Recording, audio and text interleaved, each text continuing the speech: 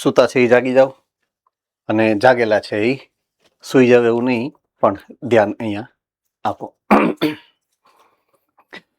આપણે વાત છેલ્લે રોગ પ્રતિકારક તંત્રની સમજાતા. મનુષ્યની અંદર રોગ પ્રતિકારક તંત્રના ઘટકો કયા છે એની વાત કરી હતી. પ્રાથમિક લસિકા અંગો, દ્વિતીયક લસિકા અંગોની વાત કરી છે. પ્રાથમિક લસિકા અંગોમાં બે પ્રકારના અંગોનો સમાવેશ થાય. એક છે બોન મેરો એટલે કે અસ્થિ મજ્જા અને બીજું છે બરોળ,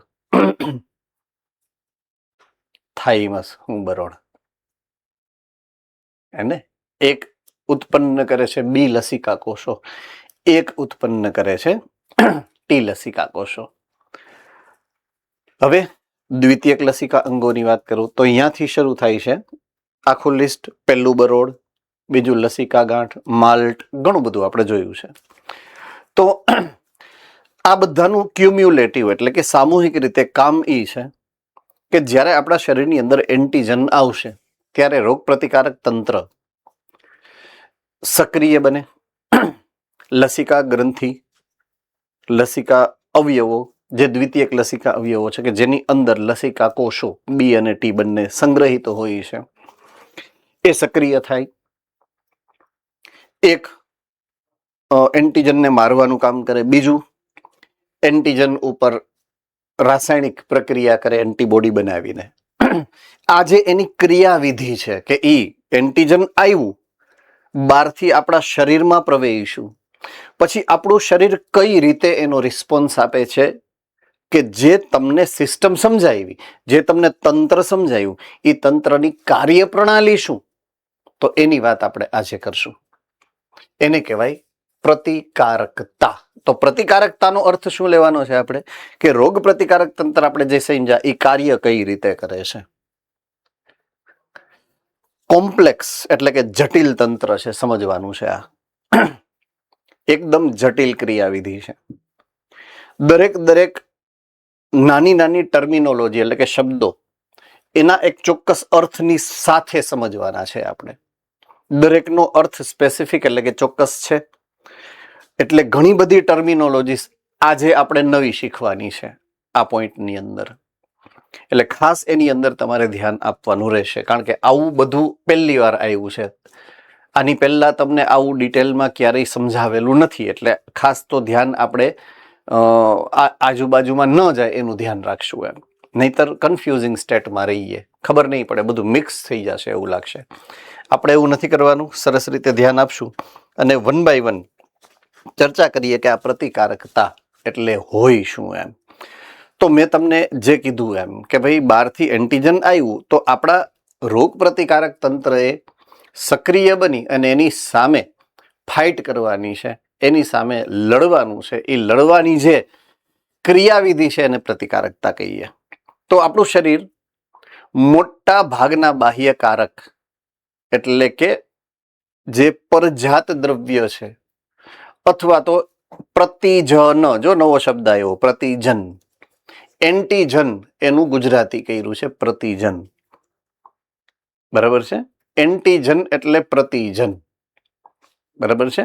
તો એની સામે આપણું શરીર રક્ષા મેળવી લે છે. પ્રતિકારક તંત્રને કારણે આપણી અંદર સિસ્ટમ કઈ છે? રોગ પ્રતિકારક તંત્ર. એને કારણે રોગકારક સજીવો જે આપણા શરીરમાં ઘૂસે છે, એન્ટીજન જે આપણા શરીરમાં ઘૂસે છે, તો આપણી અંદર આ ક્ષમતા જે છે એની સામે લડવાની, એના માટે આપણે શબ્દ વાપરીએ છીએ પ્રતિકારકતા. તો પ્રતિકારકતા શું છે? રોગો સામે લડવાની શક્તિ, પ્રતિકાર કરવાની શક્તિ, અને પ્રતિકારકતા કહેવાય. પ્રતિકારકતા આપણને જે મળી છે ને એના મુખ્ય અથવા તો મૂળભૂત રીતે બે પ્રકારો પડે છે. પ્રતિકારકતાના મૂળભૂત રીતે બે પ્રકાર પડે છે.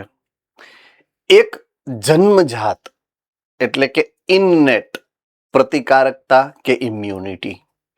એનો મતલબ શું થાય? જ્યારે આપણે જન્મ લઈએ ત્યારે આપણને આવડતી હોય આ પ્રતિકારકતા, ત્યારે ભગવાને આપણને દીધી હોય આ પ્રતિકારકતા, અને પછી જ જન્મ થયો હોય આપણો. જન્મજાત પ્રતિકારકતા કહેવાય એને.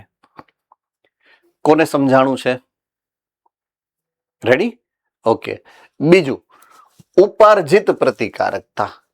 આપણે જન્મ્યા ત્યારે આપણને ખબર નહોતી પડી, પણ આપણે શીખી છે એ પ્રતિકાર કરવાની સિસ્ટમને, ડેવલપ કરી છે એ સિસ્ટમને. બરાબર છે? એનો વિકાસ કર્યો છે. કઈ રીતે? જેમ જેમ અલગ અલગ પ્રકારના એન્ટીજન આપણા શરીરમાં દાખલ થયા, એમ એમ બી કોષો, ટી કોષો એની સામે લડે છે. પેલા તો ઓળખે છે. યાદ કરો, જ્યારે આપણે આની પહેલાના લેક્ચરમાં વાત કરી હતી, તંત્રમાં એના કોષો 2 પ્રકારના. તો શું કરે?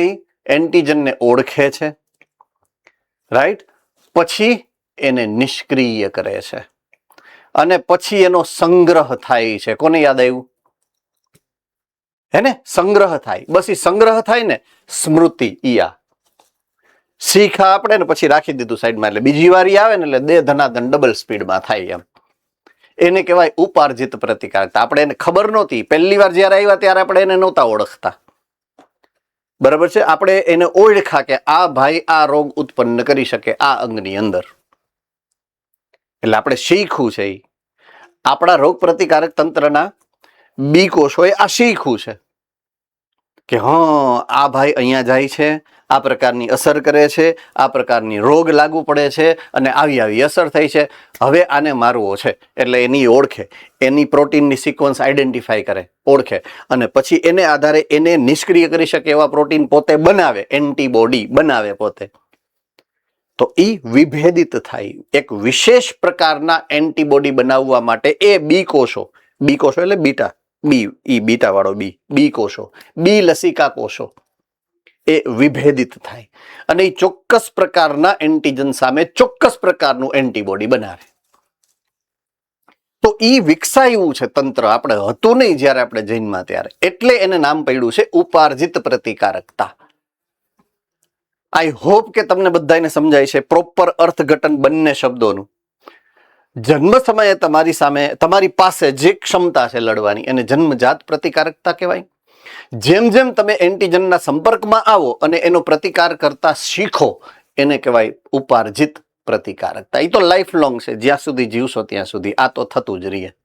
આ એકવાર મળે જ્યારે જન્મ થાય ત્યારે, અને આ હંમેશા જ્યાં સુધી તમને નવા નવા એન્ટીજન તમારા શરીરની અંદર, તમારી પેશીઓની અંદર ઘૂસતા હોય ત્યાં સુધી તમે એને ઘૂસતા આવતા રહ્યો. બરાબર છે? ચાલો, તો હું એક સ્ટેપ આગળ વધી શકું છું વિથ યોર પરમિશન? ગુડ. જન્મજાત પ્રતિકારકતાની વાત છે કે તમે જ્યારે જન્મ લ્યો છો ત્યારે ભગવાને તમને કઈ કઈ સિસ્ટમ આપી છે પ્રતિકાર કરવા માટે. બરાબર છે? તો જે જન્મતાની સાથે મળે છે ને, એ પ્રતિકારકતાના 4 તબક્કાઓ છે, અલગ અલગ લેવલ છે, 4 લેવલ છે.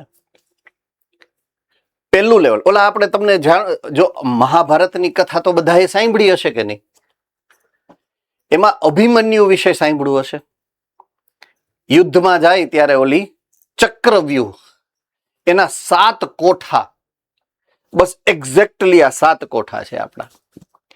કોઈ પણ રોગકારકને તમારા શરીરમાં ઘૂસવું હોય ને, તો એક પછી એક આવા 7 કોઠાને પાર કરે ને, તો જ એ તમારા શરીરની પેશી સુધી પહોંચી, કોષમાં ઘૂસી અને ઇન્ફેક્શન ફેલાવી શકે, બાકી નહીં. એટલે બધાય સક્સેસફુલ ન જાય. અમુક જ એવા સૂક્ષ્મ જીવો છે કે જેને આમાં સફળતા મળશે, બાકી નિષ્ફળ જાય.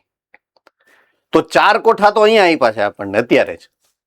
જન્મજાત ભગવાને આપી દીધા 4 કોઠા તો, કે જેને પાર કરવા મુશ્કેલ છે.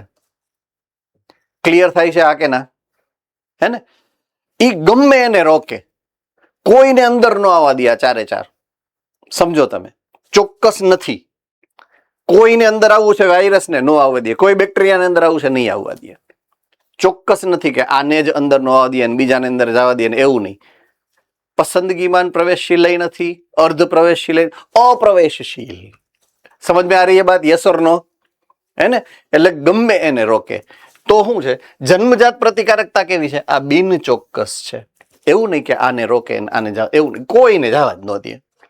અને જન્મ સમયથી તમને મળેલી છે. જન્મજાત નો અર્થ જ એ છે. બરાબર છે? ઓકે. હવે સૌથી મોટું કઈ છે શું, તો એ તમારી સિસ્ટમમાં એને ઘૂસવા જ ન દે ને એવો પ્રયત્ન છે આપણા શરીરનો, કે એ સૂક્ષ્મજીવને અંદર તમારી સિસ્ટમની અંદર પ્રવેશવા જ નહીં દે. એટલે બહારથી એને રોકે છે. શું કરે છે? રોકે છે. રોકે એટલે અવરોધ ઊભો કરે છે એવું કહેવાય. એટલે એ અવરોધ છે. શું છે? અવરોધ. અથવા તો બીજો શબ્દ વાપર્યો છે અંતરાય એવો. બુકની અંદર જે બીજો શબ્દ વાપર્યો છે ઈ આ છે, અંતરાય. અવરોધ સર્જે છે. એટલે સૂક્ષ્મજીવોને કે એન્ટીજનને તમારા શરીરની પ્રણાલી, સિસ્ટમની અંદર એન્ટ્રી નહીં લેવા દે. શરીરમાં એન્ટ્રી લઈએ ને તો એ અંદર ઘૂસી નહીં શકે, પેશીઓ સુધી નહીં પહોંચી શકે. ક્લિયર થાય છે? હા કે ના? ઓકે. આ પ્રતિકારકતા 4 પ્રકારની છે, જેની આપણે વાત અહીંયા કરીએ છીએ. 4 પ્રકારની. જો સૌથી પહેલો પ્રકાર અહીંયા છે ભૌતિક અંતરાય. તમે અત્યારે તમારા શરીરની કોઈ પણ સપાટી લેશો ને એની ઉપર એક લેમિનેશન છે. એ લેમિનેશનને ચામડી કહેવાય. બસ ઈ આ ભૌતિક અંતરાય છે. બીજું દેહ ધાર્મિક અંતરાય છે. એટલે દેહ ધાર્મિક ક્રિયાવિધિ કરીએ આપણે, કાંઈક એવો પદાર્થ ઉત્પન્ન કરીએ અને એ પદાર્થ દ્વારા એનો અવરોધ થાય, રસાયણ દ્વારા એનો અવરોધ થાય. ત્રીજું કોષાંતરીય અવરોધ. જો અહીંયા જે ફોટો આપ્યો છે એ ફોટો રક્ત કોષોનો છે. એટલે જો એ તમારા રુધિરમાં ગયું તો રુધિરમાં એનો અવરોધ થાય. કારણ કે રુધિર તો છે જ ને, જન્મો તમારી પાસે રુધિર છે કે નહીં? રુધિરની અંદર WBC હોય કે નહીં? બસ તો એની જ વાત કરી છે. એ WBC એને મારી શકે એમ. એટલે ત્રીજો અવરોધ કોણ છે? WBC, રક્તકોષો. પછી કોષ રસીય અવરોધ. આ એક વિશેષ પ્રણાલી છે, સિસ્ટમ છે, જેની વાત આપણે આગળ કરીએ. બરાબર છે? એટલે આ 4 પ્રકારની પ્રણાલી તમે જૈનમાં છો ત્યારથી તમારી અંદર ફિટ છે. તો સૌથી પહેલી વાત આપણે શેની કરવાની છે? ભૌતિક અંતરાયની. શેની કરવાની છે? ભૌતિક અથવા તો શારીરિક અંતરાયની. આખા શરીરની ફરતે તમને જે લેમિનેશન કરેલી ત્વચા આપી છે, આ સૌથી મોટામાં મોટું મુખ્ય ભૌતિક અંતરાય છે. 4-5 એવા દ્વાર છે કે જે ખુલ્લા છે. દાખલા તરીકે મુખ દ્વાર, નાસિકા દ્વાર, કર્ણ છિદ્રો, આંખ ખુલ્લું છે. બરાબર છે? મળદ્વારનું છિદ્ર. આ બધા પાર્ટ એવા છે કે જે ખુલ્લું, બાકી બધું લેમિનેટેડ છે. જો આખું બોડી લેમિનેટેડ છે. સમજાય કે નહીં? Yes or no? રેડી? તો સૂક્ષ્મજીવને જો પ્રવેશવું છે, સૂક્ષ્મજીવને જો પ્રવેશવું છે તો એની પાસે હવે ખાલી માર્ગ કયો રહ્યો? કાં આંખથી પ્રવેશી શકે, કાનથી પ્રવેશી શકે, નાકથી પ્રવેશી શકે. એ વાર ખુલ્લા છે. એટલે ઉપરનો ભાગ મેઇન એન્ટ્રી પોઈન્ટ છે કે જ્યાંથી દરેક પ્રકારના સૂક્ષ્મજીવો હવા, પાણી કે ખોરાક દ્વારા તમારા શરીરમાં દાખલ થઈ શકે, બાકી નહીં. બાકી ક્યાંયથી બધા અહીંયા અવરોધ નડે છે, બીજે ક્યાંયથી આવી નહીં શકે. તો સૂક્ષ્મજીવોના પ્રવેશને તમારી ચામડી જ અટકાવી દે. ચાલો, આમાં કોઈને કાંઈ વાંધો છે ભાઈ? બધાને પ્રોપરલી સમજાઈ ગયું છે? ચાલો, બીજા નંબરના પોઈન્ટ ઉપર જાઉં છું.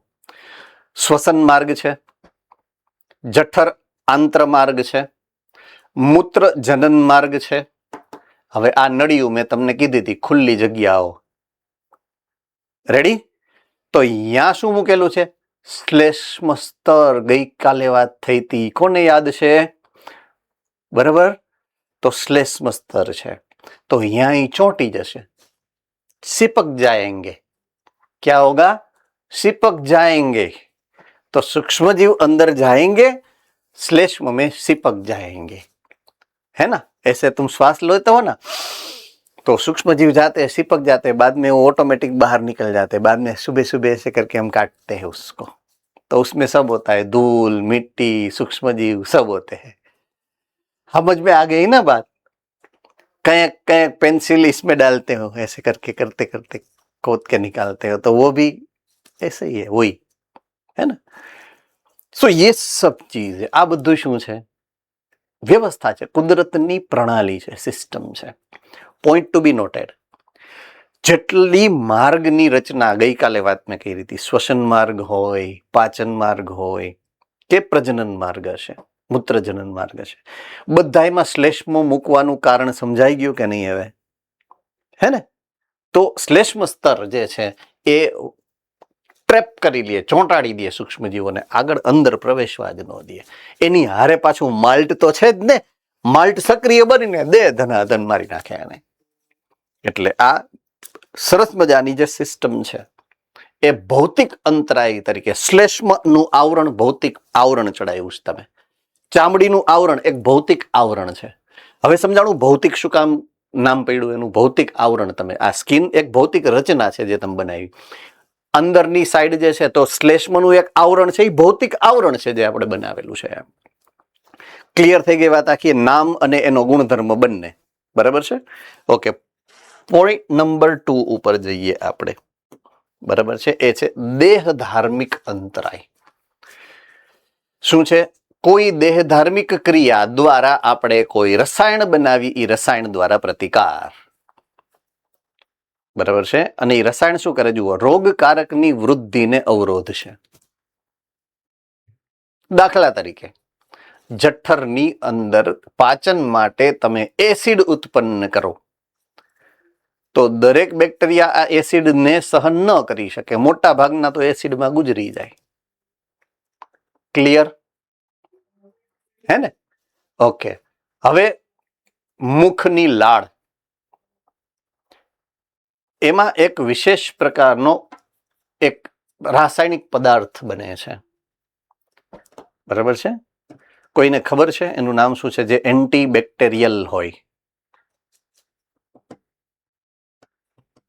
Yes, Bhuj centre.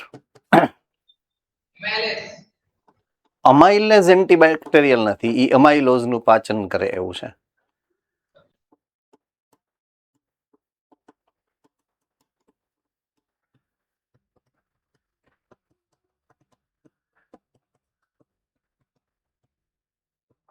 કોઈને નથી ખબર? જો કે તમારી બુકમાં એનું નામ આપ્યું નથી એટલે તમને કદાચ ન ખબર હોય તો એ કઈ એવી ગંભીર મુદ્દો નથી ટૂંકમાં, કે ભાઈ શું હશે અથવા તો તમને યાદ નથી રહ્યું તો શું કરવું એમ. બરાબર છે. પણ આપણે એવું યાદ રાખશું કે એન્ટીબેક્ટેરિયલ એક પદાર્થ ઉત્પન્ન થાય છે, બેક્ટેરિયાને મારશે. બરાબર છે. સેમ આંખના અશ્રુની અંદર, સેમ અહીંયાથી જે નીકળે છે એમાં બધામાં હશે. બરાબર છે. લાળ, નાકનો જે સ્ત્રાવ થાય એમાં, કાનના મીણમાં, બધામાં હોય. રેડી? તો ઈ એન્ટી બેક્ટેરિયલ છે. શું છે? એન્ટી બેક્ટેરિયલ એટલે કે બેક્ટેરિયાને મારશે. ચાલો, આમાં કોઈને કાંઈ ક્લિયર ન હોય એવો મુદ્દો છે?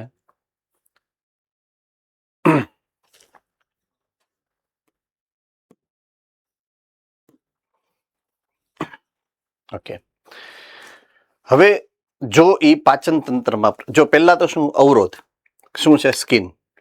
બીજું, છતાંય એને પાર કરી ગયા એટલે કે દાખલા તરીકે હવામાં એ બેક્ટેરિયા ઘૂસ્યા કે ખોરાક કે પાણી દ્વારા પાચન માર્ગમાં આવ્યા, તો શ્લેષ્મ સ્તર બીજું અવરોધ પાર કરવો પડે.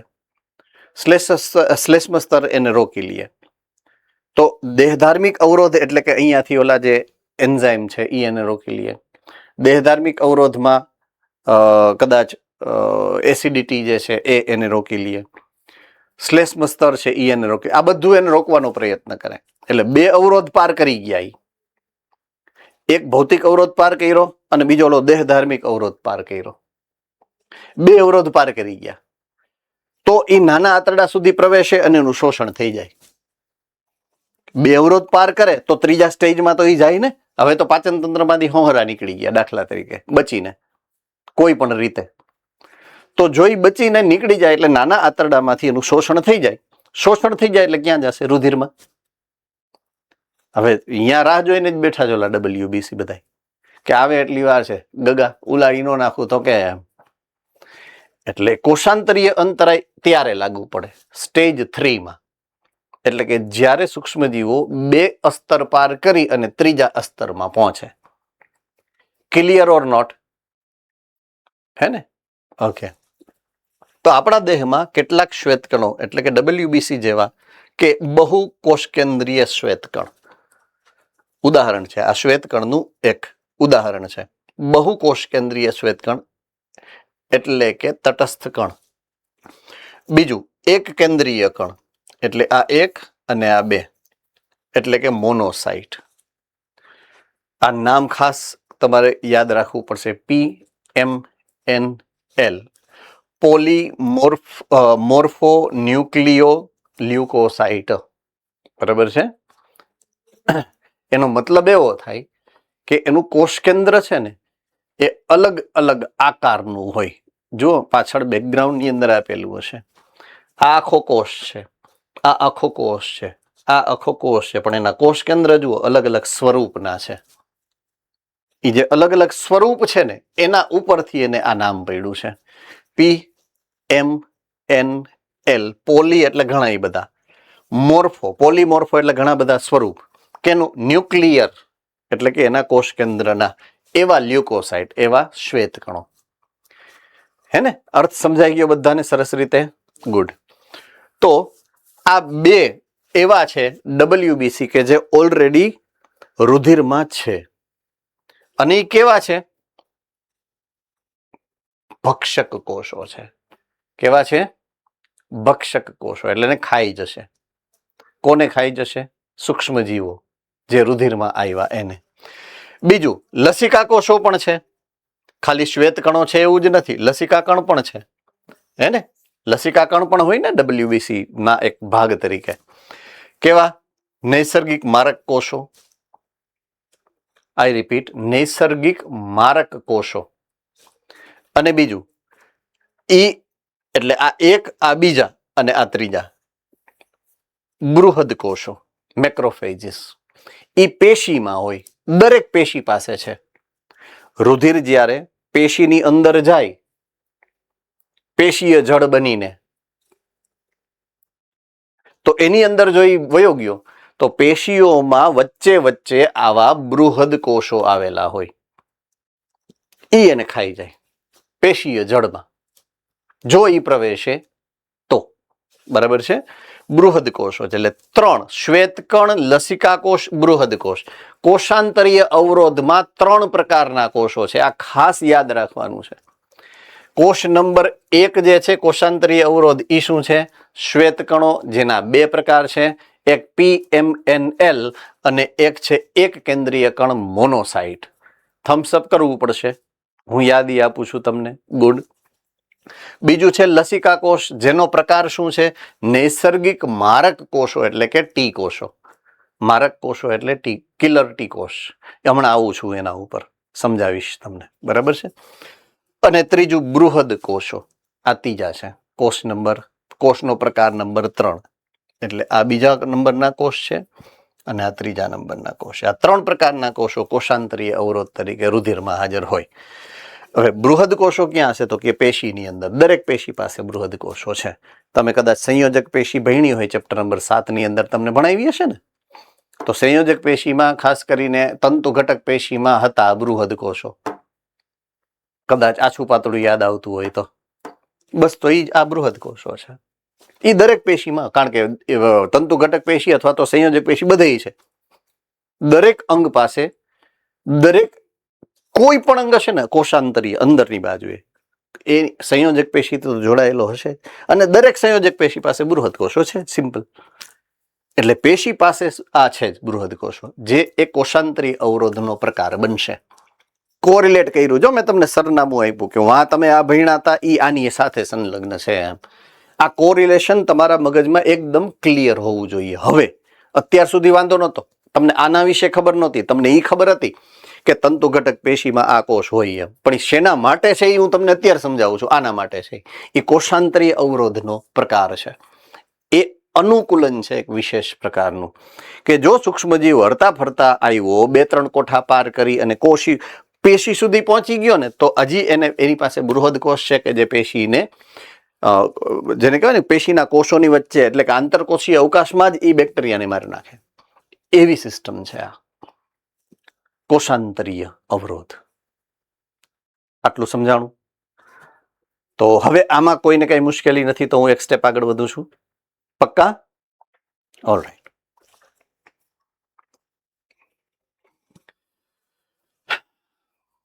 કોષ રસીય અવરોધ. હવે કોષ રસમાં જાય. ઓલું કોષની બારે હતું, પેશીય દ્રવ્યમાં હતું, પેશીય જળમાં હતું. યાદ આવ્યું? હવે કોષની અંદર જાય ત્યારની વાત છે. પણ કોષ રસીય અંતરાયની જ્યારે વાત આવશે તો એક મુદ્દો ખાસ યાદ રાખવાના. ચોથો પ્રકાર કોષ રસીય અંતરાય માત્ર અને માત્ર વાયરસ માટે સંલગ્ન મુદ્દો છે. શેના માટે? વાયરસ માટે. આ ખાસ યાદ રાખવાનું છે. એટલે વાયરસ માટેનું આ વિશેષ અનુકૂલન છે. આઈ રિપીટ, વાયરસ માટે ઇન્ફેક્શનથી બચવાનું આ એક વિશેષ અનુકૂલન જોવા મળે છે. ઓકે, હવે દાખલા તરીકે વાયરસ ઉડતો ઉડતો હવામાંથી તમારા નાકમાંથી પ્રવેશો, તમારા શ્વસન તંત્રની જે કોઈ પણ એક પાઇપલાઇનમાંથી ઘૂસી અને રુધિરમાં પહોંચ્યો, રુધિરમાં એને કોઈ પણ પ્રકારના રોગ પ્રતિકારક કોષોએ એનું કાંઈ ઉખેડી ન લીધું એટલે એ કોઈ ચોક્કસ પેશીએ પહોંચી ગયો. ચોક્કસ પેશીમાં બૃહદ કોષોથી પણ બચી અને એ કોષો સુધી પહોંચી ગયો, કોષની અંદર ઘૂસ્યો. વાયરસ હવે કોષના કોષરસમાં છે. આટલી સ્ટોરી સમજાણી કે નહીં? તો જે કોષની અંદર ઘૂસી ગયો એનું તો પૂરું થઈ ગયું. હવે એ તો એનાથી બચી જ નથી હગવાનો, કારણ કે બચાવના તો જેટલા લેવલ હતા એ ઓલા પાર કરી ગયા છે ઓલા ભાઈ, વાયરસ ભાઈ. એટલે હવે કોષની અંદર ઘૂસી ગયું. પણ દાખલા તરીકે ઉદાહરણ સમજજો. દાખલા તરીકે કોઈક એવી મુશ્કેલી આવી હોય કે ભાઈ આપણે શાંતિથી વાંચતા હોય અને આપણા રીડિંગ સુપરવાઇઝર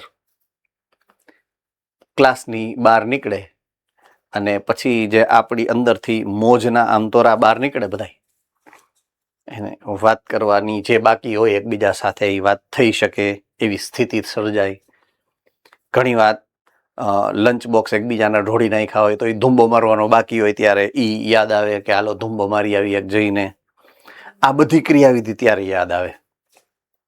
એટલે દાખલા તરીકે એવા તોફાને આપણે ચડ્યા હોય ઉદાહરણ તરીકે, અને એકાદું નંગ જોઈ ગયું કે સાહેબ આવે છે, બરાબર, બારીમાંથી દેખાઈ ગયું એટલે એ શું કહે?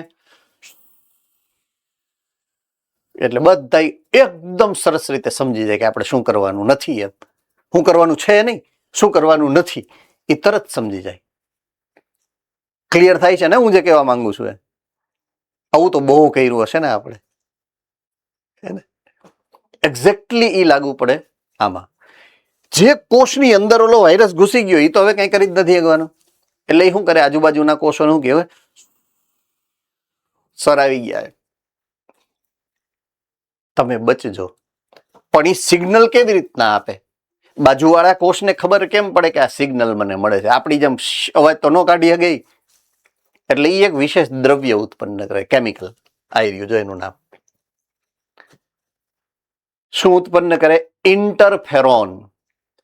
એક પ્રકારનું વિશેષ દ્રવ્ય છે ઇન્ટરફેરોન. નામ યાદ રખ લેને કા હૈ, વેરી ઇમ્પોર્ટન્ટ है with respect to NEET. NEET માટેનો એકદમ અગત્યનો મુદ્દો છે, મોસ્ટ ઇમ્પોર્ટન્ટ પોઈન્ટ. એટલે જે કોષની અંદર વાયરસ ઘૂસે એ કોષ ઇન્ટરફેરોન ઉત્પન્ન કરે. ઇન્ટરફેરોનના બે કામ છે. પેલું વાયરસ સામે લડવાનું, એન્ટીવાયરલ પ્રોપર્ટી છે એની, એટલે વાયરસને મારે. બીજું બાજુના કોષમાં ઘૂસી જાય, મેસેજ આપે છે. કારણ કે બાજુવાળા કોષને ખબર પડી જાય, ઇન્ટરફેરોન ત્યારે જ ઉત્પન્ન થાય જ્યારે વાયરસ ઘૂસે. એટલે બાજુવાળા કોષને ખબર પડી જાય કે આપણી બાજુવાળા કોષમાં વાયરસ આવ્યા. એટલે સેમ ટાઈપનું ઇન્ટરફેરોન ઉત્પન્ન કરવા માંડે. એટલે પોતે વાયરસ પાડી પહેલા પાડ બાંધવાની વાત, કે વાયરસ ઘૂસે એ પહેલા જ ઇન્ટરફેરોન બનાવવા માંડો. આ જ ટાઈપનો ઇન્ટરફેરોન બનાવવાનો છે. સમજ में आ गई बात पूरी? यस और नो? है ने? तो ई મિકેનિઝમ ને કહેવાય કોષ રસીય અંતરાય. કે બાજુવાળા કોષને આપણે મૂકી દે કે આ ટાઈપનું ફટાફટ મંડ બનાવવા, હમણાં વાયરસ હમણાં અહીંયાથી બહુગુણન પામીને તારી અંદર આવવાના જ છે તમ તારે. તો ઇન્ટરફેરોનનો સ્ત્રાવ કરે અને અન્ય બિનચેપી કોષોને વાયરસના ચેપથી સુરક્ષિત રાખવાની આ સિસ્ટમ, આ પ્રણાલી દરેક આપણા કોષની અંદર આ પ્રણાલી છે જ ઓલરેડી. રેડી? તો આ 4 પ્રકારની જન્મજાત પ્રતિકારકતા આપણી પાસે બધાય પાસે છે. પહેલું ભૌતિક, બીજું દેહધાર્મિક, ત્રીજું કોષીય અને ચોથું કોષ રસીય. 4 લેવલ. કોને કોને યાદ રહી જશે? ઓહો, બધાને યાદ રહી જશે. કાલ પૂછીશ તો અડધા નહીં આવડે. આવડશે બધાને? પાક્કું? ગુડ. હિંમતે મરદા તો બેઠા થાય મળદા. બરાબર? થઈ જશે, યાદ રહી જશે અને યાદ આવી પણ જશે. બરાબર છે? Do not get worried. ચિંતા નહીં કરવાની. ચિંતા હિંમતને કોરી ખાય હંમેશા, આવું યાદ રાખવાનું. રાઈટ? આપણી જેટલી વધારે ચિંતા કરો ને કે આપણને આવડશે કે નહીં, એટલું ન આવડે. જેટલું વધારે કોન્ફિડન્સમાં રહ્યો ને કે ભાઈ આપણે આવડી જ જાય ને, બધાને આવડે તો આપણે શું કામ ન આવડે, એટલું ઝડપથી આવડવા માંડે તમને. તો તમારે તમારા બ્રેઇનને ટ્રેન કરવાનું, કંટ્રોલ કરવાનું. તમારી બ્રેઇન તમને કંટ્રોલ ન કરવું જોઈએ. આ હંમેશા યાદ રાખો. ક્લિયર? ઓકે. ઉપાર્જિત પ્રતિકારકતા, બીજા પ્રકારની જે પ્રતિકારકતા જે જન્મજાત નથી. જેમ જેમ આપણને ઇન્ફેક્શન થાય એમ એમ આપણે એ એન્ટીજનને ઓળખી અને એના વિરુદ્ધ ચોક્કસ પ્રકારનું એન્ટીબોડી બનાવી અને એનો પ્રતિકાર કરીએ. એવી સિસ્ટમને ઉપાર્જિત પ્રતિકારકતા કહેવાય. એવું આપણે પ્રાઇમરી નોલેજ એટલે કે સામાન્ય જે આપણે ગુણધર્મ છે એની વાત ઓલરેડી પહેલા કરેલી છે. થોડીક વધારે સારી રીતે ડિસ્કશનમાં લઈએ આ મુદ્દાને. તો એક વસ્તુ ફિક્સ થઈ ગઈ. તમે જેને એકચ્યુઅલી રોગ પ્રતિકારકતા કહો છો ને, એન્ટીજન એન્ટીબોડી સિદ્ધાંત, કોને યાદ આવ્યો? બસ ઈ આ છે. એના વિશે આપણે હવે વાત કરીએ છીએ. ઓલી તો જન્મજાત છે, એમાં કઈ આપણે કરવાનું નથી. ઈ તો એની મેળા સિસ્ટમ ફિટ છે. આપણે જે કરવાનું છે એ શું છે? એન્ટીજનની વિરુદ્ધ એન્ટીબોડી બનાવવાનું. તો એન્ટીજન એન્ટીબોડી આંતરક્રિયાની જે મેં વાત 2 લેક્ચર પહેલા કઈ રીતે, એ હવે આવે છે આમાં. એ ઉપાર્જિત પ્રતિકારકતાનો ભાગ છે. તમારે મને હવે થમ્સઅપ કરીને કન્ફર્મ કરવાનું છે. પક્કા? All right, good. તો આપણે એ મિકેનિઝમ ઉપર હવે ધીમે ધીમે આગળ વધીએ છીએ કે કઈ રીતે થાય છે, શું છે, કેમ છે, પ્રકારો કેટલા છે, વગેરે વગેરે. હે ને? ઓકે. ઉપાર્જિત રોગ પ્રતિકારકતા રોગકારક આધારિત એટલે કે વિશિષ્ટ છે. મીન્સ એક પ્રકારનો બેક્ટેરિયો આવ્યો એટલે એના વિરુદ્ધ ચોક્કસ પ્રકારનું એન્ટીબોડી અલગ બને. બીજું બેક્ટેરિયું આવ્યું તો એના માટે પાછું એન્ટીબોડી નવું બને, ઓલું જૂનું નહીં. એ તો ચોક્કસ છે, ચોક્કસ. જેમ એક પ્રક્રિયક એક ઉત્સેચક, એમ એક એન્ટીબોડી એક એન્ટીજનની હારે જ પ્રક્રિયા કરી શકે. સેમ સિદ્ધાંત. ક્લિયર? શું કામ? ઉત્સેચક એ પ્રોટીન છે, એન્ટીજન એન્ટીબોડી પણ પ્રોટીન છે. એટલે આ પ્રોટીન પ્રોટીન ઇન્ટરેક્શન હંમેશા સ્પેસિફિક જ હોય. આ યાદ રાખવાનું. આ લખેલ ન હોય પણ તમે કોરિલેટ કરી અને તારણ કાઢવાની વાત છે. હે ને? તો જીવનચક્ર આપણું જેટલું છે, આખા જીવનચક્ર દરમિયાન જેટલા સૂક્ષ્મજીવ કે જેટલા એન્ટીજન આપણા શરીરમાં આવે એટલી પ્રકારના આપણે એન્ટીબોડી ઉત્પન્ન કરીએ. જો 5 પ્રકારના એન્ટીજન આવ્યા તો 5 પ્રકારનું, જો 5000 પ્રકારના એન્ટીજન આવે તો 5000 એન્ટીબોડી, 5 લાખ અલગ અલગ પ્રકારના એન્ટીજન આવે તો આપણી પાસે 5 લાખ પ્રકારની એન્ટીબોડી બને. ક્લિયર? All right. તે સ્મૃતિ આધારિત છે. જો સરસ મજાનો શબ્દ મેં તમને સમજાવ્યો હતો સૌથી પહેલા લેક્ચરમાં. સ્મૃતિ આધારિત, કે જ્યારે કોઈ ઇન્ફેક્શન થયું એ ચોક્કસ પ્રકારના બેક્ટેરિયા માટે જે બી કોષો એન્ટીબોડી બનાવશે. બી કોષ હંમેશા એન્ટીબોડી બનાવે, ટી કોષ નહીં. ટી કોષ શું છે ખબર? મારક કોષો. સમજો, ટી કોષો શું છે ખબર છે? કોષીય પ્રતિકારકતા. હમણાં આવી હતી થોડીક વાર પહેલા. કોષીય પ્રતિકારકતા યાદ આવ્યું? ટી કોષો કોષીય પ્રતિકારકતાનો ભાગ છે ને બી કોષો ઉપાર્જિત પ્રતિકારકતાનો ભાગ છે. એકદમ ઇમ્પોર્ટન્ટલી યાદ રાખવાનું છે. વેરી વેરી ઇમ્પોર્ટન્ટલી તમારે આને યાદ રાખવાનું છે. ક્લિયર?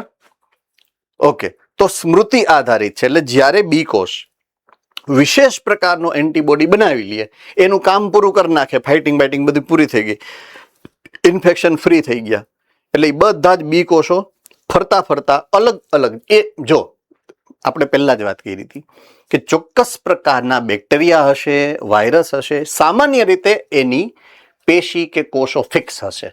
ટાર્ગેટ ઓર્ગન એવો વર્ડ મેં વાપર્યો હતો. કોને કોને યાદ છે? એટલે દાખલા તરીકે કોઈ એવું બેક્ટેરિયા છે કે જે ગળામાં ઇન્ફેક્શન ફેલાવે. સમજો તમે, ગળામાં ઇન્ફેક્શન ફેલાવે, તો ઓલા જે બી કોષ બન્યા હતા ને એના માટે એ ફક્ત ગળાની આજુબાજુની જેટલી લસિકા ગાંઠ છે ને અહીંયા સંગ્રહ પામી જાય, કારણ કે બીજી જગ્યાએ તો એની ક્યાં જરૂરત છે? સમજાય છે હું જે કહેવા માંગુ છું એ?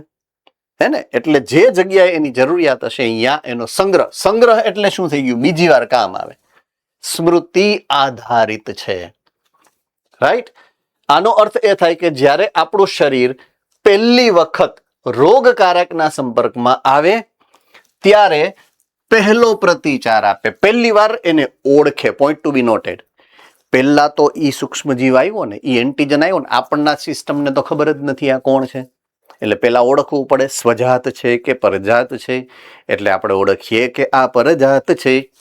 પરજાત છે તો આપણે એવું ઓળખવું પડે આ કામનું છે કે નકામું છે. પછી આપણને ખબર પડે કે આ તો નકામું છે. ઓકે, નકામું છે તો કાંઈ નુકસાન કરશે કે નહીં કરે? આપણને ખબર પડે કે આ તો નુકસાન કરે છે. ત્યાં સુધીમાં નુકસાન થઈ ગયું હોય, સમજો. ત્યાં સુધીમાં તો એની સ્થાને પહોંચી ગયું હોય, એની સ્થાને પહોંચી જાય એટલે ઇન્ફેક્શન ફેલાવાનું તો ચાલુ કરી જ દીધું હોય એને. રાઈટ? પછી આપણે એને ઓળખીએ કે અચ્છા આ ભાઈ આ પ્રકારનું. ઓળખવાનું એટલે શું? કે આ સૂક્ષ્મજીવ આવશે ને એટલે આ પેશીની અંદર જઈને આ પ્રકારની અસર, આને ઓળખા કહેવાય. ક્લિયર થઈ ગયું? હા કે ના? Yes or no? પરફેક્ટલી સમજાય છે ઓળખવાનો મતલબ શું થાય? પછી એ નક્કી કરે કે હવે આની ઉપર, આની સપાટી ઉપર પ્રોટીન કયા કયા છે ચેક કરો તો. એટલે પ્રોટીનને ચેક કરે અને એને એ પ્રોટીનને નિષ્ક્રિય કરી શકે ને એવું પ્રોટીન પોતે બનાવે, ઈ એન્ટીબોડી. ઓલું જે પ્રોટીન ઓળખ્યું ઈ એન્ટીજન અને આ એન્ટીબોડી. રાઈટ? તો પહેલા તો એની પ્રક્રિયા બહુ લાંબી હોય. પહેલી પ્રક્રિયા બહુ લાંબી હોય. દાખલા તરીકે સૌથી પહેલા જ પાઠનો જ્યારે વાત કરું, 9મો પાઠ તમે ભણ્યા હતા મારી પાસે, કેવા હથોડા પડતા હતા. તમને યાદ છે, મને યાદ છે. હવે ઈ જ હું છું ને ઈ જ તમે છો. કેવા હસતા હસતા અત્યારે ભણો છો, હાઈ ક્લાસ. કાંઈ નડે છે? સ્મૃતિ આધારિત થઈ ગયું. પહેલો પ્રતિકાર કેવો હોય? લાંબો, નો સમજાય એવો. હવે પ્રતિકાર કેવો થઈ ગયો? નોર્મલ થઈ ગયો, સ્પીડમાં થઈ ગયો, સમજાવવા માંડ્યો, ઓળખાણ થઈ ગઈ, ઓળખી ગયા. એક્ઝેક્ટલી તમારા જીવનની જે આ ઉદાહરણ છે એ જ લાગુ પડે છે. એક્ઝેક્ટ એ ઉદાહરણ છે. રાઈટ? તો એ શું થાય કે પહેલો પ્રતિચાર હંમેશા કેવો હોય? ધીમો પ્રતિકાર હોય. ધીમે ધીમે ધીમે ધીમે સેટ થયા આપણે. બીજું એને કહેવાય નિમ્ન કક્ષાનો, નિમ્ન તીવ્રતાનો પ્રાથમિક પ્રતિચાર કહેવાય. શું કહેવાય? પ્રાથમિક પ્રતિચાર.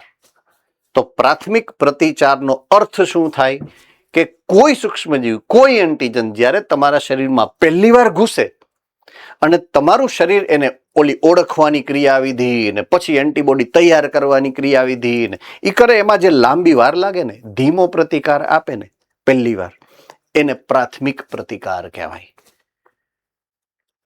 ચાલો, કોને ખબર પડી? It tax time. એમાં સમય જાય છે. જુઓ, સમય જાય છે. આવી રહ્યો, આટલો સમય થયો, આટલો સમય થયો, ત્યારે એ રિસ્પોન્સ, પ્રતિકાર આવ્યો. પ્રતિકાર પણ કેવો આવ્યો? જુઓ, ઓછો આવ્યો. એની પીક જુઓ, ઓછી છે. પછી તો સ્મૃતિ છે, આવ્યા દીધા, સમય ઘટી ગયો. જો આટલા જ સમયમાં થઈ ગયું. અડધો, જો અડધાથી ને ઓછો સમય ગયો. અને પાછું પ્રતિકારનું લેવલ તો જુઓ, પીક જુઓ તમે નકશામાં. ક્લિયર થઈ ગઈ વાત આખી? શું સમજાવવા માંગે છે? તો બીજી વાર જ્યારે થાય ને એને દ્વિતીયક પ્રતિકાર કહેવાય. પહેલી વાર થાય એને પ્રાથમિક પ્રતિકાર કહેવાય. એ પછી ત્રીજી વાર થાય એટલે તૃતીયક નહીં, એ પછી દ્વિતીયકમાં જ આવે. એટલે બે જ ભાગ આપણે પાડ્યા છે, પ્રાથમિક પ્રતિકાર અને દ્વિતીયક પ્રતિકાર. ડન છે? પ્રાથમિક પ્રતિકાર કેવો હોય? ધીમો હોય. અને દ્વિતીયક પ્રતિકાર કેવો હોય? ઝડપી હોય. શું કામ? સ્મૃતિ આધારિત છે દ્વિતીયક. આમાં સ્મૃતિ નહોતી, આમાં સ્મૃતિ છે. આમાં એન્ટીબોડી હતું નહીં, આપણે ઓળખીને બનાવ્યું. આમાં તો પહેલેથી હતું આપણી પાસે. એટલે સ્મૃતિ આધારિતનો અર્થ શું થઈ જાય?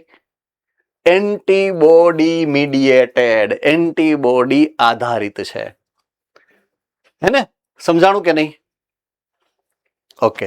તો પ્રાથમિક પ્રતિચાર, ત્યારબાદ એ જ રોગકારકનો સામનો થાય બીજી વાર, ત્યારે ઉચ્ચ તીવ્રતાનો દ્વિતીયક, જેનું બીજું નામ સ્મૃતિ આધારિત અનિયમિત પ્રતિચાર થાય. બરાબર છે? જેમ ફાવે એમ, ટૂંકમાં માપે માપે નહીં, બેફામ ચારે બાજુથી ઉમટી જ પડે, ટોળા ને ટોળા બી કોષોના, બી લસિકા કોષોના, બેફામ અનિયમિત. કોઈ સિસ્ટમ પછી નો કામ કરે, બે ધનાધન, બીજું કાંઈ જ નહીં. કાં મરો ને કાં મારો એમ. હે ને? આનો અર્થ એ છે કે આપણા શરીરને પ્રથમ હુમલાની સ્મૃતિ છે, સ્મૃતિ આધારિત છે. ચાલો, આમાં કોઈને મુશ્કેલી છે કાંઈ? પક્કા? ઓકે. એક સ્ટેપ હું આગળ વધું છું. બરાબર છે?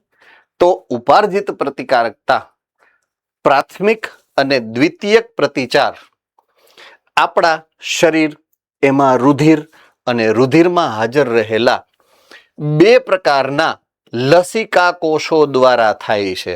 આ પ્રાથમિક અને દ્વિતીયક પ્રતિચાર. ઓકે, દ્વિતીયક પ્રતિચાર કોણ કરશે? મેં હમણાં જ થોડીક વાર પહેલા કીધું હતું, બી કોષો, કારણ કે એન્ટીબોડી આધારિત છે. પ્રાથમિક પ્રતિચાર કોણ કરે? પહેલા ટી કોષ ને પછી બી કોષ આવે. ટી કોષ કેવા છે? મારક, મારે છે. બરાબર છે?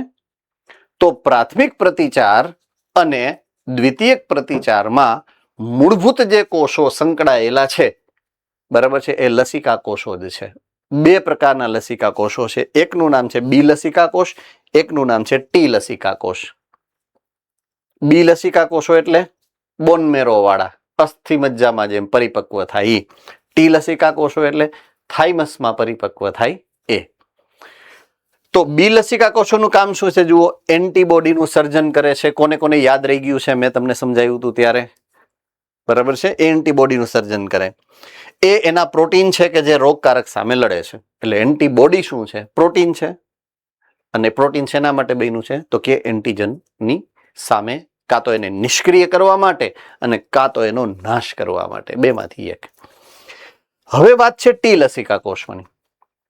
ટી લસિકા કોષો મારક ટી કોષ અને સહાયક ટી કોષ બે પ્રકારના છે. આઈ રિપીટ, એક છે મારક ટી કોષ અને એક છે સહાયક ટી કોષ. બે પ્રકાર છે. આ એક, આ બે. બરાબર છે? કદાચ બુકમાં એટલું ડિટેલમાં નહીં હોય, ખાલી મારક ટી કોષ જ છે. એટલે તમે સહાયક ટી કોષ ગોતતા હશો કદાચ, મને યાદ છે ત્યાં સુધી. બરાબર? તો મારક ટી કોષ એટલે શું ખબર છે? કિલર ટી સેલ્સ કહેવાય. બેક્ટેરિયાની ઉપર સીધો જ હુમલો કરે. શું કરે? બેક્ટેરિયા ઉપર સીધો હુમલો કરે, ભક્ષણનું કામ કરે, ફેગોસાઇટિક. સમજાણું? એટલે મારે એટલે મારક ટી કોષ. અને બીજું શું છે? સહાયક ટી કોષ. ટૂંકમાં બાઇકમાં બે જતા હતા, આ બે કોષ બાઇકમાં જતા હતા, રુધિરવાહિનીમાં ધૂમ મચાલે મચાલે મચાલે, અને ભડિંગ કરતો ભટકાણો સામે. કોણ? બેક્ટેરિયો. સમજાણું? બેક્ટેરિયો ભટકાણો. એટલે બેક્ટેરિયા કે હાઈલે હું હે તારે એમ. એલો લા બે નીચે ઉતરા. આ મારક ટી કોષ એનું તો એ તો હિંસક પ્રકૃતિ નો હોય, કાઠલો પકડો બેક્ટેરિયાનો. શેની હવા છે હે તારે એમ કરીને દેવાવાળી ચાલુ કરી. સહાયક ટીકો, આ મારક ટીકો એ હાઈલાઈ બોલાય તો ઓલા પિંટિયાને ને ભૂરાને બોલાય જા એમ. એટલે સહાયક કોષ શું કરે ખબર છે? પિંટિયાને ફોન કરે, એ પિંટુડા હાલ ભાઈની માથાકૂટ થઈ ગઈ છે એમ. સહાયક ટીકો છે એમ કરે. એના પાસે ભાઈબંધ ભૂરીઓ એની કોણ ખબર છે?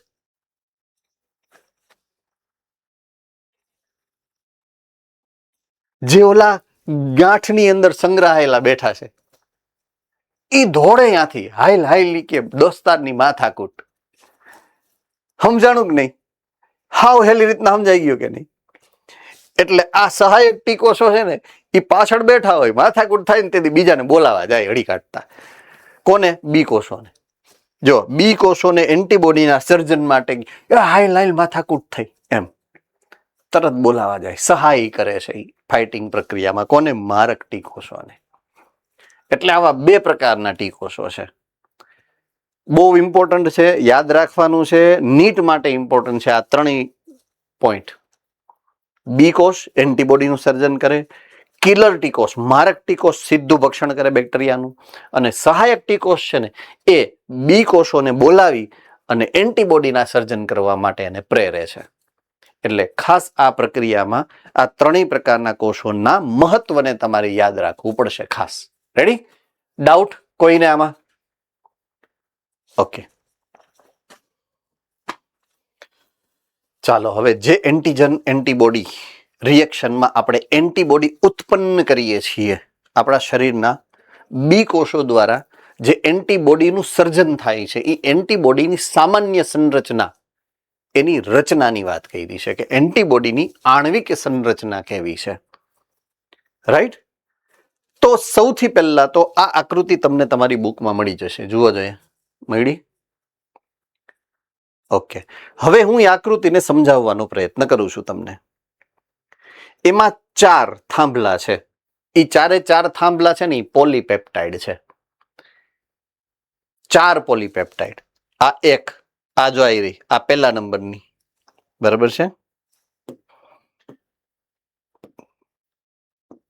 ઓકે, આ છે પહેલા નંબરની, આ છે બીજા નંબરની,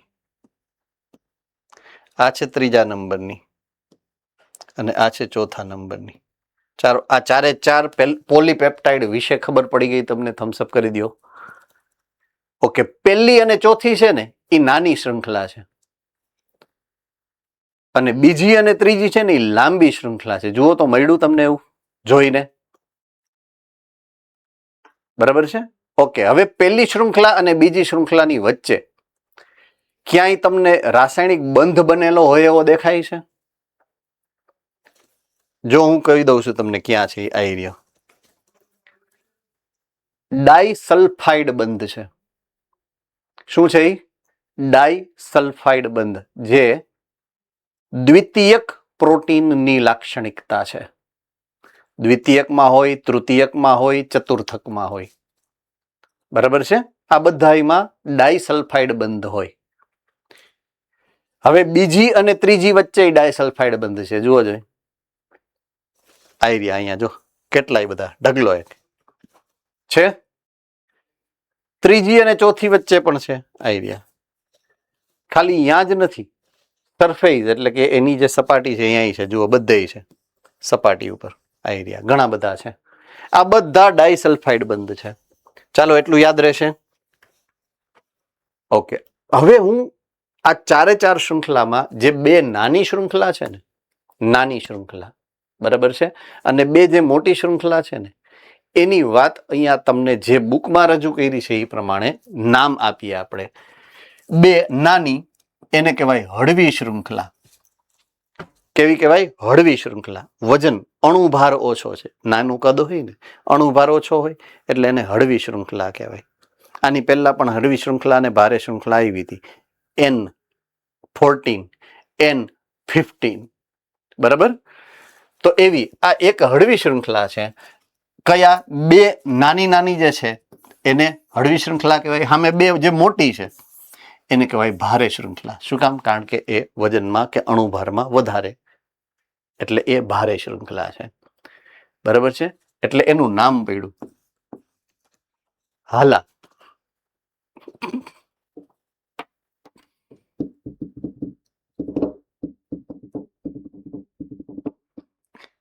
HClC છે આમાં, ભલે હાલા નહીં, તમારામાં હશે જુઓ મળ્યું HClC. આમાં એ ભૂલથી લખાઈ ગયું છે. હે H2L2. અચ્છા, એટલે આમાં પ્રિન્ટ મિસ્ટેક એવું છે હે ને. ઓકે, HC એટલે હેવી ચેઇન, જે બે છે. એટલે H જે 2 છે ને, 2 એ બે શૃંખલા છે. L એટલે લાઇટ, કેટલી છે? 2. એટલે H2L2 જે છે ને એનો મતલબ આવો કાઢવાનો એમ. 1 નંબર ને 4 નંબર એ L2 છે, રાઈટ. અને 2 નંબર ને 3 નંબર H2 છે, એટલે H2L2 સ્વરૂપ છે એનું. આટલું સમજાઈ જાય? ઓકે. હવે જનરલી આ જે પ્રોટીન છે એ પછી લાંબી શૃંખલા હોય કે ટૂંકી શૃંખલા હોય, એ જે પ્રોટીનનું સ્વરૂપ છે ને એને કહેવાય ઇમ્યુનોગ્લોબ્યુલિન. શું કહેવાય? ઇમ્યુનોગ્લોબ્યુલિન એટલે કે એન્ટીબોડી. એન્ટીબોડી સામાન્ય નામ છે, ઇમ્યુનોગ્લોબ્યુલિન રાસાયણિક નામ છે. બેનો અર્થ એક જ થાય. હું ઇમ્યુનોગ્લોબ્યુલિન કહું કે એન્ટીબોડી કહું, બે એક જ છે. બરાબર છે? ઇમ્યુનોગ્લોબ્યુલિન રાસાયણિક નામ છે, એન્ટીબોડી સામાન્ય નામ છે. ઓકે. એન્ટીબોડી અલગ અલગ પ્રકારની પ્રતિક્રિયા માટે અલગ અલગ સ્વરૂપના હોઈ શકે. તો 5 અલગ અલગ સ્વરૂપ એન્ટીબોડીના, સામાન્ય 5 સ્વરૂપો જેની વાત તમારી બુકની અંદર છે, એ 5 સ્વરૂપ છે. ગામડે GAMDE 5 પ્રકાર છે એના. આઈ રિપીટ, GAMDE. ગામડે યાદ બધાને રહી જશે, કોઈને નહીં, એમાં મુશ્કેલી નહીં આવે, ગોખવું નહીં પડે ટૂંકમાં. આ 5 સ્વરૂપ અહીંયા તમારી સામે મૂક્યા છે. પહેલું છે IgG છે, બીજું છે IgE છે, ત્રીજું છે IgD છે, આ છે IgM અને આ જે IgA. આમાં એક જ છે આ જે સ્વરૂપ જોયું તમે એવું. બરાબર છે?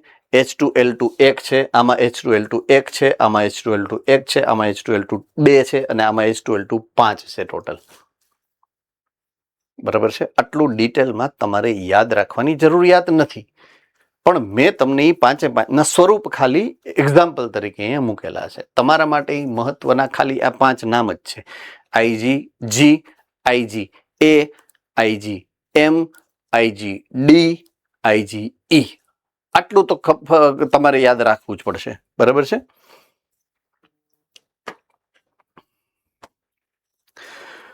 ફાઇન. હવે આ જે એન્ટીબોડી છે, હા બેટા, કાંઈ વાંધો નહીં, આપણે 5 રાખીએ. બરાબર? આપણે 5 રાખશું, ભલે ટેક્સ્ટ બુકમાં 4 છે. હા, આ એન્ટીબોડી કામ કઈ રીતના કરશે? બરાબર છે? તો એન્ટીબોડી નહીં પણ ઉપાર્જિત પ્રતિકારકતા કામ કઈ રીતના કરે? 2 રીતે કામ કરે ઉપાર્જિત પ્રતિકારકતા, કારણ કે 2 પ્રકારના કોષોથી થયા.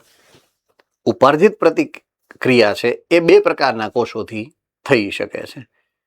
એક બી કોષો કામ કરે છે અને એક ટી કોષો કામ કરે છે, એટલે ભક્ષક કોષો કામ કરે છે. કોને કોને યાદ છે આ મિકેનિઝમ? બરાબર છે?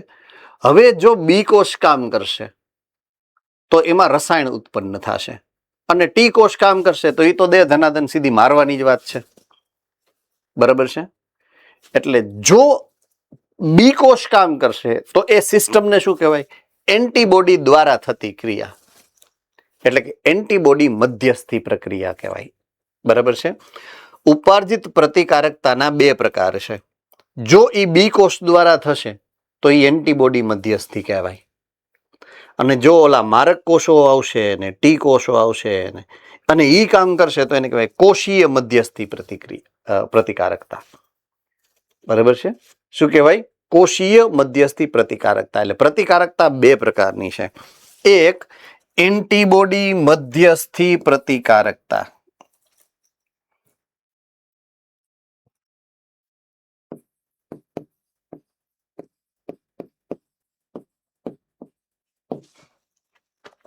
અને બીજું કોષ મધ્યસ્થી પ્રતિકારકતા.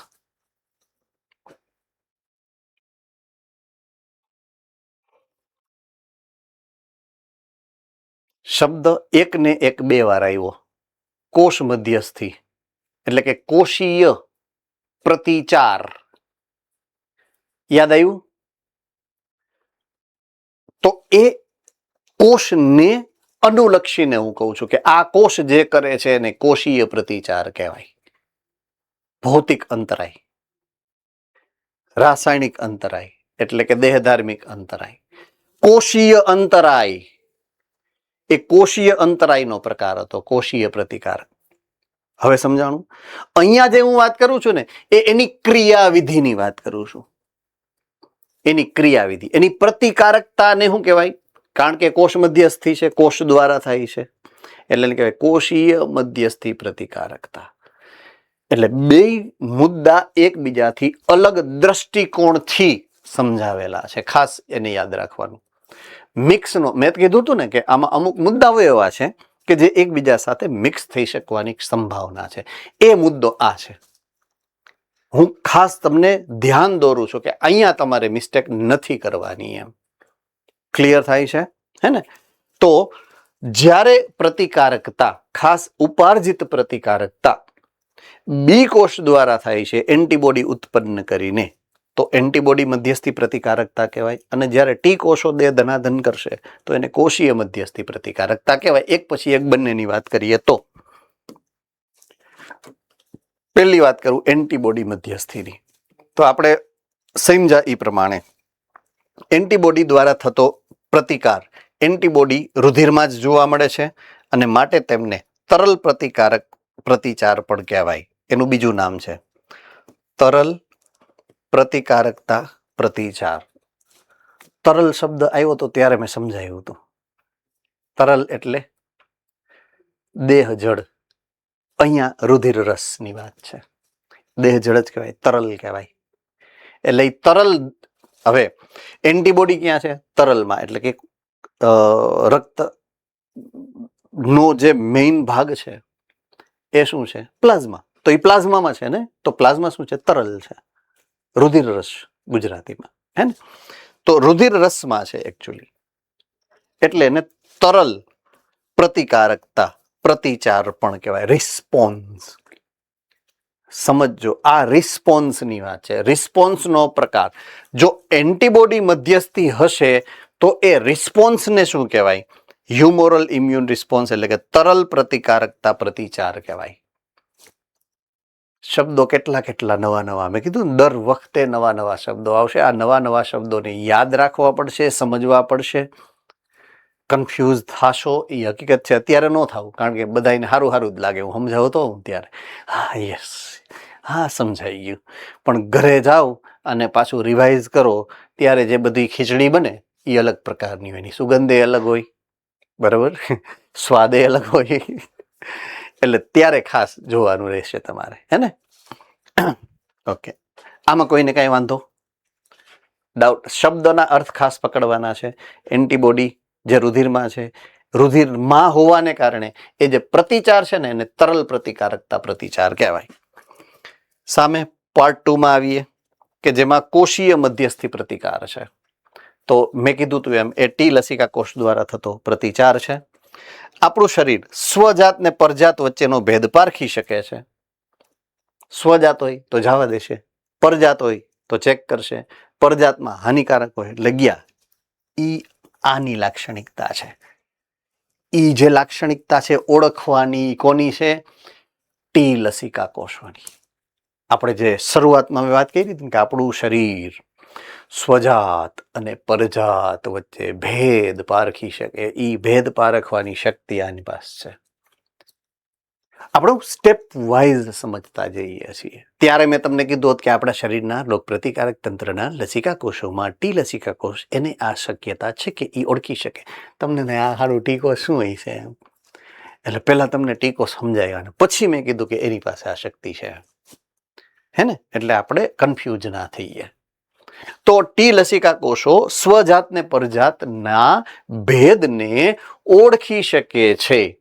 એટલે એક ઉદાહરણ પણ આપ્યું છે, જો કે ગમે એનું અંગ ઉપાડીને તમારા શરીરમાં હું ફિટ કરી દઉં, કિડની કોકની લઈ અને તમારી કિડની કાઢી, દાખલા તરીકે ફેલ થઈ ગઈ હોય પ્રેમાનંદજી મહારાજની જેમ, અને કોકની ચડાવી દઉં તો એમ ન હાલે.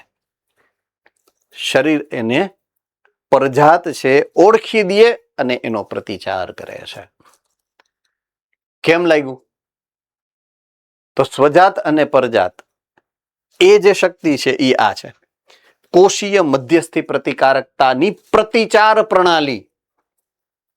ઓલી તરલ પ્રતિચાર છે અને આ પરજાત સ્વજાતને ઓળખી અને થતું પ્રતિચાર છે. પ્રતિચારના બે પ્રકાર.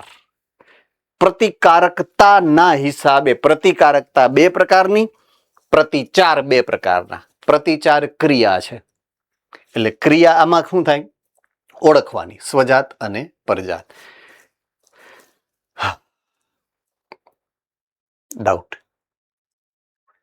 ડાઉટ? Okay, good.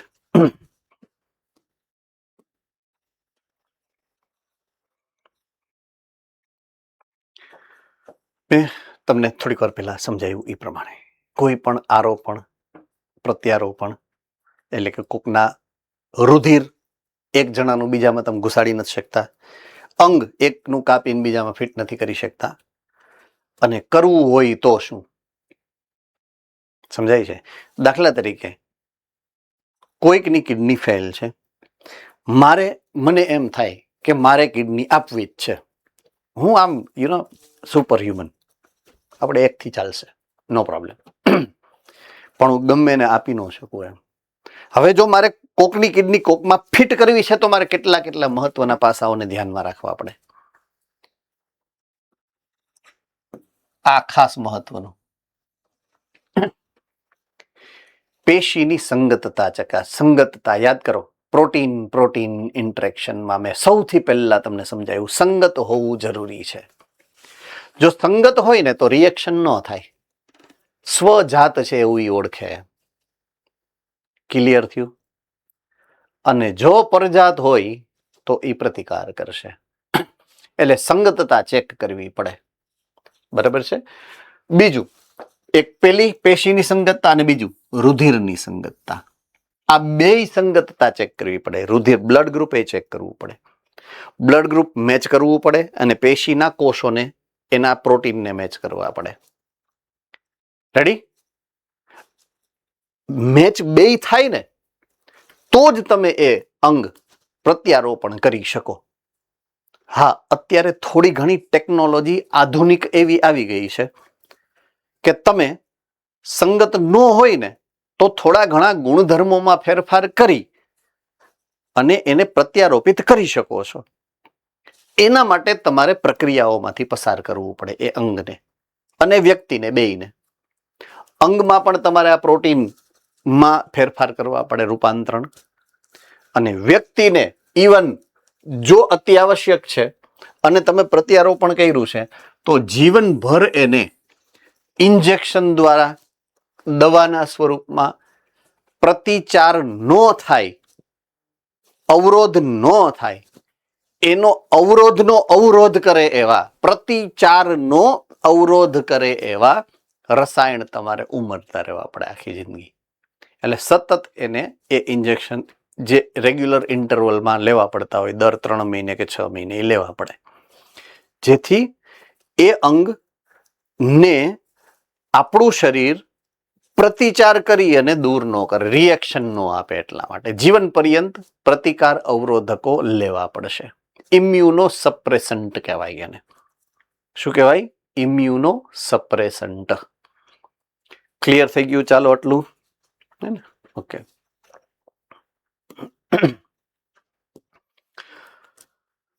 ઓલરાઈટ. હવે પાર્ટ 2 કે ઉપાર્જિત પ્રતિકારકતા એની અભિવ્યક્તિ બે રીતે થઈ શકે. અભિવ્યક્તિ બરાબર છે. એક સક્રિય પ્રતિકારકતા અને બીજું નિષ્ક્રિય પ્રતિકારકતા. બે રીતે થઈ શકે. મેં કીધું એ પ્રમાણે સક્રિય પ્રતિકારકતા ચોખ્ખો મતલબ સમજાવું કે એન્ટીજન તમારા શરીરમાં આવ્યું, તમે સક્રિય રીતે એન્ટીબોડી બનાવ્યું, પોઈન્ટ ટુ બી નોટેડ, અને એને તમે માર્યું. એન્ટીજન એન્ટીબોડી રિએક્શન થયું તમારા શરીરમાં અને એ એન્ટીબોડી તમે બનાવ્યું છે. ક્લિયર થયું? હા કે ના? તો તમારા શરીરમાં એન્ટીબોડી, બહારથી એન્ટીજન, તમારા શરીરમાં એન્ટીજન એન્ટીબોડી રિએક્શન, એને કહેવાય સક્રિય પ્રતિકારકતા. ક્લિયર? બે પ્રકાર છે, કુદરતી અને કૃત્રિમ. સમજશું શું છે એ લેટર ઓન, હમણાં સમજાવીશ તમને. બરાબર છે? ઓકે. નિષ્ક્રિય પ્રતિકારકતામાં શું છે? એન્ટીબોડી તમે નથી બનાવ્યું પેલા, સમજાણું? કોકનું છે, તમને આપવામાં આવ્યું છે અને તમે ફાઇટિંગ કરો છો. નિષ્ક્રિય પ્રતિકારકતા કહેવાય. રેડી? આગળ વધીએ કે બેયના હકીકતમાં કેવા શું માંગે છે. બેયમાં બે પ્રકાર છે, કુદરતી અને સંશ્લેષિત એટલે કે કૃત્રિમ. સક્રિય પ્રતિકારકતાના બે પ્રકાર છે કે નૈસર્ગિક એટલે કે કુદરતી પણ છે, કૃત્રિમ આપણે બનાવેલી પણ છે. બરાબર છે? જ્યારે વાત કરીશ નિષ્ક્રિય પ્રતિકારકતાની, એટલે હું નથી બનાવતો એન્ટીબોડી, હું ડાયરેક્ટ લઉં છું એન્ટીબોડી, કોકે બનાવેલી છે. કુદરતી રીતે પણ આવી વ્યવસ્થા છે જ આપણી અંદર, અને કૃત્રિમ પણ આપણે એવું વિકસાવ્યું છે અમુક વખતે. તો બધાના ઉદાહરણો જોઈએ એટલે તમને એકચ્યુઅલમાં ક્લિયર થાય કે શું કહેવા માંગીએ છીએ આપણે. ઓકે. ઉપાર્જિત પ્રતિકારકતાની અંદર તમે છો અત્યારે સક્રિય રોગ પ્રતિકારકતામાં. સક્રિય પ્રકાર અભિવ્યક્તિનો કે કઈ રીતે થાય છે જુઓ. જ્યારે યજમાન પ્રતિજન એટલે કે એન્ટીજન ને રોકવા માટે એના સંપર્કમાં આવે, યજમાનના દેહમાં એન્ટીબોડી પ્રતિદ્રવ્યનું સર્જન થાય, એટલે સક્રિય રીતે એ કામ કરે છે, એટલે સક્રિય પ્રતિકારકતા. એન્ટીજન જીવંત, મૃત કે અન્ય પ્રોટીન હોઈ શકે. એન્ટીજન એટલે બહારથી જે આવે છે એ પ્રોટીન એટલે જીવંત કોષ પણ હોઈ શકે, મૃત કોષ પણ હોઈ શકે, અને રાસાયણિક સ્વરૂપે ખાલી પ્રોટીન પણ હોઈ શકે. ત્રણેય હોઈ શકે. બરાબર છે? જીવંત સજીવ, મૃત સજીવ કે ખાલી પ્રોટીન, ત્રણેય સ્વરૂપના એન્ટીજન હોઈ શકે. પણ એના વિરુદ્ધ તમારું શરીર જ્યારે, તમારા શરીરના કોષો જ્યારે એન્ટીબોડી બનાવે ત્યારે એને ઉપાર્જિત પ્રતિકારકતામાં સક્રિય પ્રતિકારકતા કહેવાય. સક્રિય પ્રતિકારકતા ધીમી હોય અને તેનો પૂર્ણ પ્રભાવશાળી પ્રતિચાર આપવા થોડોક સમય જોઈએ. શું કામ? કારણ કે આપણે બનાવવું પડે એટલા માટે. બનાવવાનો સમય તો માંગે ને, રાઈટ? કુદરતી સૌથી પહેલો પ્રકાર છે એનો. તો કુદરતી રીતે રોગ પ્રતિકારકના શરીરમાં પ્રવેશ પછી થતો પ્રતિકાર. રોગકારક જ્યારે તમારા શરીરમાં આવે, એન્ટીજન તમારા શરીરમાં આવે, તમારું શરીર જ્યારે એન્ટીબોડી બનાવે અને પછી પ્રતિકાર કરે, તો એ તો નેચરલ, તમે જે શીખા છો પ્રણાલી. હવે શું છે જુઓ, કૃત્રિમમાં શું છે? તમે નાના બાવ હો ત્યારે ઓલી રસી દેવા જાય, ખબર છે? આ છે. હમણાં કોરોનામાં કોણે કોણે રસી ખાધી હતી? ઇન્જેક્શન. આ છે કે એન્ટીબોડીની જ હતી રસી. તમે જે રસી લીધી ને, ડોઝ 1, ડોઝ 2 અને બુસ્ટર, એ બધું એન્ટીજન હતું, એન્ટીબોડી હતું. શું હતું? એન્ટીબોડીના જ એ રસીના ઇન્જેક્શન હતા. પણ એ એન્ટીબોડી તમે બનાવી હતી, તમને નહોતી આવડતી, એટલે બહારથી ઇન્જેક્શન ભરીને નાખી તમારામાં. સમજ મેં આ રહી એ વાત? તો હતું તો એન્ટીબોડી જ, તમારા શરીરમાં નાખી દીધું સીધે સીધું, પણ કોકે બનાવેલું હતું અને તમારામાં નાખ્યું. પછી હવે જ્યારે કોરોના આવે વાયરસ, તો એન્ટીબોડી તો છે જ આપણી પાસે, એટલે ડાયરેક્ટ દ્વિતીયક પ્રતિચાર થાય. સમજ મેં આ ગઈ બાત પૂરી? હે ને? Okay, good. તો એને શું કહેવાય? કૃત્રિમ અથવા તો સંશ્લેષિત. કેવો? સક્રિય પ્રતિકાર છે. સક્રિય કારણ કે એન્ટીજન એન્ટીબોડી રિએક્શન થાય. એન્ટીજન આપણા શરીર જ્યારે આવે તો એન્ટીબોડી આપણા શરીરમાં છે જ. પ્રક્રિયા તો થાય જ, પણ કુદરતી રીતે નથી, કૃત્રિમ રીતે તમે બહારથી નાખ્યું છે. બરાબર છે. તો પ્રતિરક્ષણ દરમિયાન ઈરાદાપૂર્વક સૂક્ષ્મ જીવાણુઓની રસી આપવી પડે. એટલે રસી આપી હતી તમને. રસી મેં તમને કહ્યું રસી આપે. રસીમાં શું હોય ખબર છે? આ સૂક્ષ્મ જીવાણુઓ મૃત અવસ્થામાં હોય અથવા તો ગરમીથી મારેલા હોય. કોને કોને યાદ આવ્યું? હે ને? હવે એ તમારા શરીરમાં ઘુસાડી દીધા. સમજો, આખી સિસ્ટમ સમજો. ગરમીથી મારેલા એટલે હવે નુકસાન તો નહીં કરી શકે, સક્રિય તો છે નહીં, એટલે એને તમારા શરીરમાં ઘુસાડ્યા.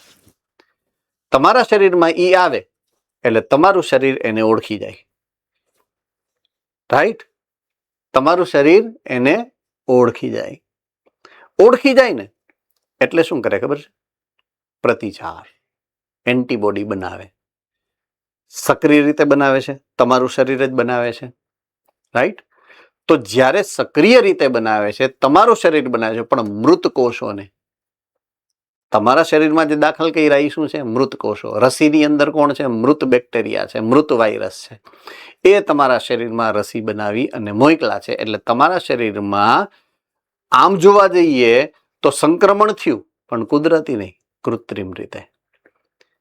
તો કૃત્રિમ સંક્રમણ કરાવી અને સક્રિય રીતે તમારા શરીર દ્વારા એન્ટીબોડી બનાવવાનું કામ આપણે કર્યું. રેડી? હવે જો એન્ટીબોડી જો બહારથી આપી દઉં તો એને નિષ્ક્રિય પ્રતિકારકતા કહેવાય. શું કહેવાય? નિષ્ક્રિય પ્રતિકારકતા.